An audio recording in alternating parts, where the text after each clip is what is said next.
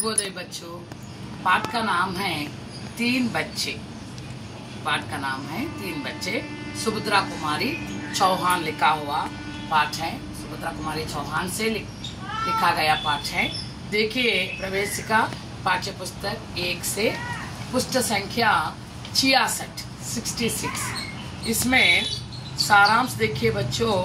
पुष्ट संख्या देखिए, यहाँ सारांश किसमें है?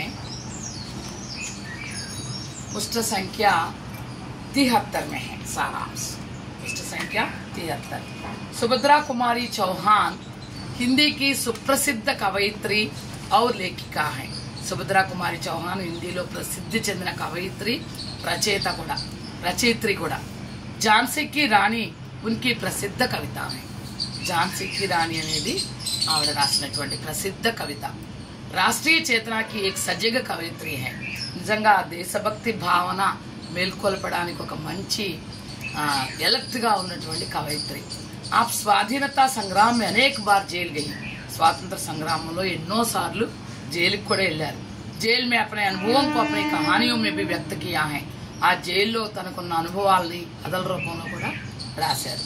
लेखिका के बच्चों ने घर की क्वारियों में फूलों के पौधे लगाए थे।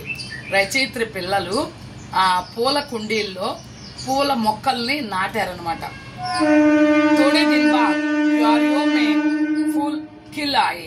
కొన్ని రోజుల తర్వాత పూల కుండీలు అంటే ఇదిగోండి ఇక్కడ ఉన్నాయి చూడండి, ఈ కుండీ, అది అక్కడ కుండీ ఉంది, అలా కుండీలు అన్నమాట। ఆ కుండీల్లో పూల మొక్కలు నాటారు। కొన్ని రోజుల తర్వాత చక్కగా పూలు వచ్చేసినాయి। बच्चे आपस में झगड़ने लगे कि अपनी अपनी क्यारी के फूल ही सबसे सुंदर हैं। పిల్లలు ఒకరికొకరు పోట్లాడుకున్నారు, నా పూల కుండీ అందంగా ఉంది, నా పూల కుండీ అందంగా ఉంది। लेखिका ने बच्चों की लड़ाई को न्यायपूर्वक समाप्त किया। రచయిత్రి చాలా తెలివిగా చాలా న్యాయంగా ఆ పిల్లల యొక్క ఆ కొట్లాటని ముగించింది। ఎలా? इस बीच में बाहर से कुछ बच्चों के गाने की आवाज हुई। ముగించేసింది వాళ్ళ కొట్లాట। ఎలాగైతే ఈ లోపుగానే బయట నుండి పిల్లల యొక్క పాటలు పాడుతున్న సౌండ్ వచ్చింది। భగవాన్ దయా करना इतनी मेरी नैया को पार लगा देना। सब बच्चे दरवाजे की ओर दौड़ पड़े। भगवान दया करना इतनी मेरी नैया को पार लगा देना। భగవాన్ దయా కర్ణ, భగవంతుడు దయ ఉంచాలి, మమ్మల్ని ఒడ్డుకు చేర్చాలి అని చెప్పి సబ్ బచ్చే దర్వాజ్కి ఓర్ దౌడ్ పడే, పిల్లలందరూ ఆ గుమ్మం వైపు పరిగెత్తారు। బాహర్ ఆకర్ దేఖా తో 3 బచ్చే थे। బయటకు వచ్చి చూస్తే ఉంది 3 పిల్లలు ఉన్నారు। ఉన్కే కపడే ఫటే పురానే थे। ఆ పిల్లల యొక్క బట్టలన్నీ చిరిగిపోయి ఉన్నాయి। ఉన్హోనే బతాయా కి వే భూకే హై।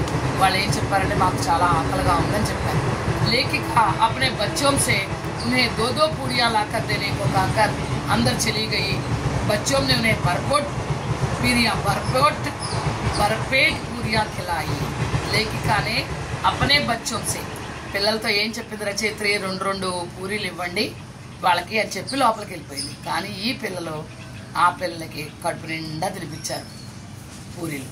दूसरे दिन जब वे लोग चाय पी रहे थे उन बच्चों की टोली फिर आ पहुंची। రెండో రోజు వీళ్ళు టీ తాగుతున్నారు, అప్పుడు మళ్ళీ ఆ పిల్లలు 3 మళ్ళీ వచ్చారు। లేఖిక బచ్చోं के साथ दरवाजे पर पहुंची। లేఖిక మళ్ళీ పిల్లలతో పాటు గుమ్మంలోకి వెళ్ళింది। बातों बातों में लेखिका को पता चला कि वे तीनों भाई बहन हैं। మాటల్లో రచయిత్రికి తెలిసింది ఏంటంటే ఆ 3 అన్నా చెల్లెళ్ళు అని।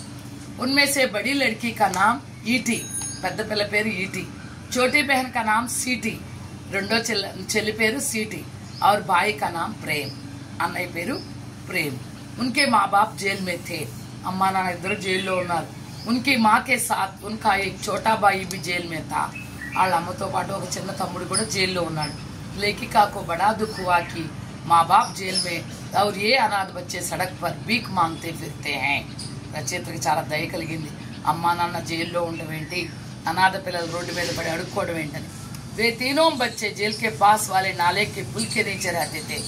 ఎక్కడున్నారు ఈ పిల్లలంటే ఆ జైలు దగ్గర ఒక మురికి ఇది ఉంటే కాలం ఉంటే కాలం వంతెన కింద ఉంటున్నారు। लेखिका के बच्चों ने उनको कपड़े आदि दिए। రచయిత్రి పిల్లలు ఆ పిల్లలందరికీ బట్టలు ఇచ్చేశారు। लेखिका इस बीच में सत्याग्रह में शामिल होकर जेल गई। ఇదే మధ్యలో రచయిత్రి సత్యాగ్రహంలో పాల్గొని జైలుకి వెళ్ళిపోయింది। उनकी सबसे छोटी बेटी मीनू उनके साथ ही गई। मीनू కూడా అమ్మతో పాటే జైలుకి వెళ్ళింది. लेखिका की सेवा के लिए 2 साधारण कैदी स्त्रियों को लगा दिया गया था. రచయిత్రి సేవ చేయడానికి 2 ఖైదీ స్త్రీలుని ఏర్పాటు చేశారు. लेखिका की सेवा में तैनात औरतों में से एक प्रौढ़ा थी. ఆ రచయిత్రి సేవ చేసే స్త్రీల్లో ఒక ఆవిడ కొంచెం పెద్ద ఆవిడ. उनकी गोद में एक बच्चा था. ఆవిడ ఒళ్ళో కూడా ఒక పిల్లవాడు ఉన్నాడు. उस औरत का नाम लखिया था. ఆ స్త్రీ పేరు లఖియా. वह सब काम लगन से करती थी.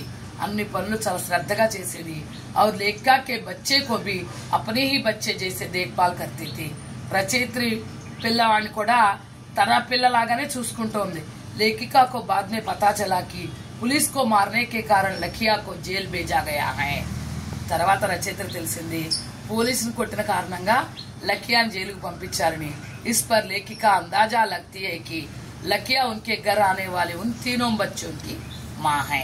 తర్వాత అంచనా వేస్తుంది రచయిత్రి ఈ 3 పిల్లలు ఎవరైతే అడుక్కోవడానికి రచయిత్రి ఇంటికి వస్తున్నారో ఆ పిల్లలే అమ్మే ఈ లఖియా అని. లేకిన్ లేఖికా లఖియా సే కుచ్ పూछने का साहस ना जुटा पाई. ఎందుకంటే ఈ రచయిత్రికి ధైర్యం చాలా. ఆవిడ్ని ఇలా చర్చిద్దామంటే ధైర్యం చాలా. ఏక్ దిన్ खूब मूसलधार बरसात हुई. ఒక రోజు బాగా దట్టంగా వర్షం కురుస్తుంది. अगले दिन समाचार पत्र में खबर आई कि जेल के पास के नाले में 3 गरीब बच्चे बह गए. वे गाकर भीख मांगा करते थे. उनकी लाशें मिली.